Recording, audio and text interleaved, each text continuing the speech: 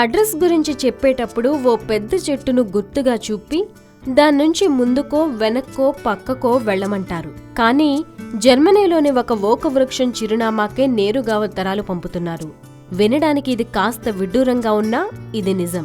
500 ఏళ్ల నాటి ఈ వృక్షం జర్మనీలోని యుటెన్కు సమీపంలోని అడవిలో ఉంది. దీని పేరున కొన్ని వేల ఉత్తరాలు రాస్తే వారిలో చాలా మందికి కోరుకున్న వారితోనే పెళ్లి జరిగింది.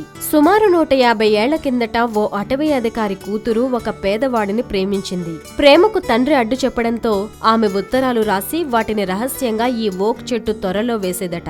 ఆ ప్రేమికుడు వాటిని తీసుకుని తాను తిరిగి రాసిన వాటిని అదే తొర్రలో వేసేవాడట. అలా ఇది వారికి పోస్ట్ బాక్స్ లా పనిచేసింది. తర్వాత ఆ అధికారి వారి ప్రేమను అంగీకరించడంతో వాళ్ళిద్దరూ ఈ చెట్టు కిందే వివాహం చేసుకున్నారు.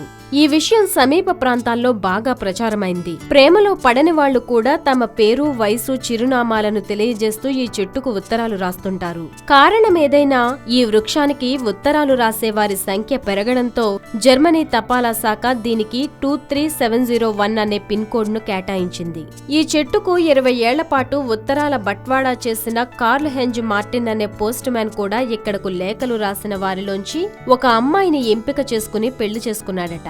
అలా ఎన్నో జంటలను కలిపిన ఈ చెట్టు 150 ఏళ్లుగా ఉత్తరాలను అందుకుంటూనే ఉంది.